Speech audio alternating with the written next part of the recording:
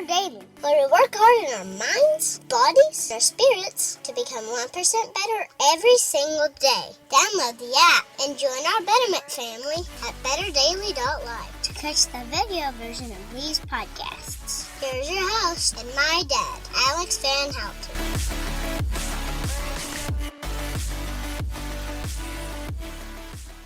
What is up, Betterment family? This is Alex Van Houten in Better Daily Live. Happy Tuesday. Today is Nutrition Tip Tuesday, and on Nutrition Tip Tuesday, we go through a nutrition tip to help you on your 1% better journey. And your nutrition tip today is go for a walk. I know that's not nutrition, but I'll talk about that in just a second. It is day 10 of the Faithful 40 Challenge. No. It's day 11. It's day 11 and the crowd goes wild. Woo-hoo!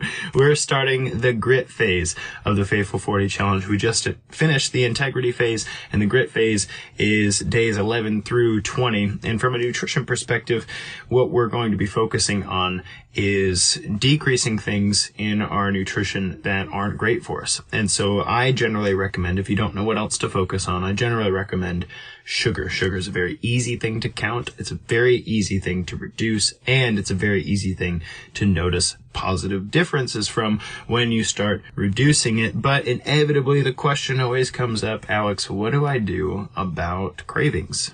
Maybe I've had a whole bunch of sugar over the holidays, and so I'm decreasing that. Or maybe you're focusing on carbs overall, so you're reducing carbohydrates in your day-to-day life after you've journaled for 10 days, and you're trying to reduce excess carbohydrates that you're consuming. And that's starting to create some sort of craving in you. And that is why Nutrition Tip Tuesday's recommendation today is to go for a walk. So I get this pretty frequently, actually. Hey, Alex, I have cravings. How do I deal with that? Because it's one thing to behaviorally change something, to say, hey, I'm not going to add sugar to my coffee, for instance, or I'm not going to have that thing in the break room, or I'm going to stop eating ice cream at night, or whatever it is that you're doing to decrease sugar. Okay, great. But now that I've done that, I have these cravings.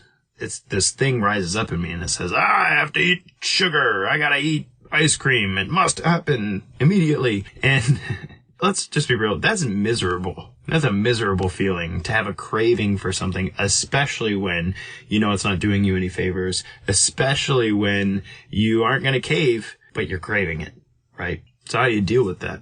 Well, there's a number of ways you can deal with it. One of the psychologically fruitful ways to deal with it is to try to get to the root of the issue. Why are you craving this thing? And I think I've talked about this in the past here, but it's been about 50 episodes of Better Daily Live, so it's not a bad thing to revisit. But, you know, I told you about a client of mine who was just stuck on Diet Coke. Like, that was his thing, you know. I have my Diet Coke, and I don't want to give that up. And poor guy, he was wrestling with metabolic syndrome, which, if you don't know, is insulin is generally high. Insulin resistance is high, and so you're having a hard time burning fat as a fuel source, and you're headed toward diabetes. That's not good. You don't want that. Lots of damage on the inside comes from having high insulin, high blood glucose, and not being able to get that down. And in general, he wasn't consuming many sweets, but he was consuming some Diet Cokes. And there is evidence to suggest that even if there are no calories and no sugar, those artificial sweeteners can elevate your insulin. And so I was like, all right, we got to figure out this Diet Coke thing. So he's looking for replacements and stuff. And like, why is it Diet Coke? Like, why does it even matter? And for him, the craving wasn't so much, I need to have a Diet Coke. It was that he has a particularly busy and difficult work schedule. And Diet Coke, he would stop what he's doing at work and go to the gas station, like physically drive to the gas station and get a Diet Coke and then drive back. So a Diet Coke was he wasn't craving Diet Coke so much. He was craving a break. He was craving some me time. He was craving the stopping work and going somewhere so he could come back to his actual work, right? And that's a small example, relatively easy example, but that's deconstructing the craving, right? I have another client who he doesn't have cravings unless he doesn't get enough sleep. If he goes to bed late, maybe he's on his phone too long, or maybe stayed up watching a movie, or whatever it is, and doesn't plan accordingly, doesn't get to bed on time, and can't get enough sleep overnight, then that's when the cravings hit, right? So it's not like, oh, Alex, how do I get rid of my sugar cravings? It's how do I get enough sleep? Because what's important is to deconstruct the craving, to go all the way back and find out where the craving's coming from. Because craving is more than hunger. It's not just that you're hungry for something. It's like, I can't get this thing out of my head. I can't concentrate. It's driving me bonkers, right? Almost like a song that you can't get out of your head, and so you gotta go hear it. Cause you're like, song's driving me crazy. I gotta go hear this song so I can move past it, right? But the thing about that is deconstructing cravings is nice, but it doesn't help you right now. Okay? Like my client who didn't get enough sleep last night. Fine. Yeah, in the future he needs to get enough sleep, but what about the times when he can't? And my other client, what about the times when he needs a break from work? What's the behavioral thing you can put here? And that is why today's nutrition tip is to go for a walk. Because what's really interesting about cravings is that sometimes they're tied to low blood sugar.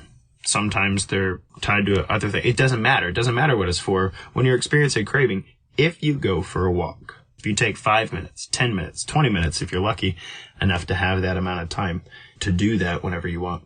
If you just do that, if you just walk, I mean, walk purposefully, get into it, man. Maybe listen to some music at the same time. If you do that, what you'll find is the craving stops. And that's cool. You can actually fill the craving with a walk instead. And I have done this in my own life. I have seen this work in many other people's lives. And it sounds too simple and too good to be true. But I'm challenging you to give it a shot. When you're craving something, when you find yourself in a place where you're trying to say no to something that you really want, just go for a walk. See how that goes. And maybe I'm wrong. Maybe you go for a 10-minute walk and you still really want a Diet Coke.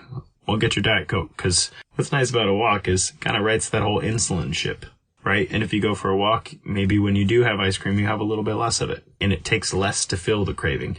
And that's the cool thing about a walk, is it usually fixes the craving. And even if it doesn't, it generally reduces the actual result of the craving. Let's give it a try. Let me know how it goes. Go for a walk. See how it does with your cravings. This has been Alex Van Houten in Better Daily Live. Thank you so much for joining me on Nutrition Tip Tuesday. Try the walk. See how it goes as you're reducing sugar over the grit phase of the Faithful 40 Challenge. Until tomorrow, it's just 1%. You got this.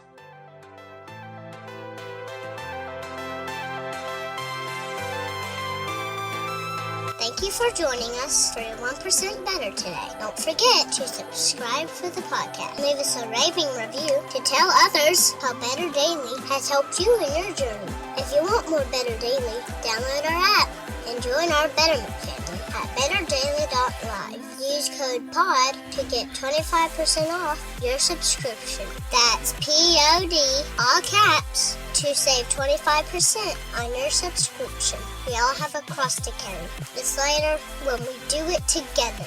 Go to betterdaily.live today.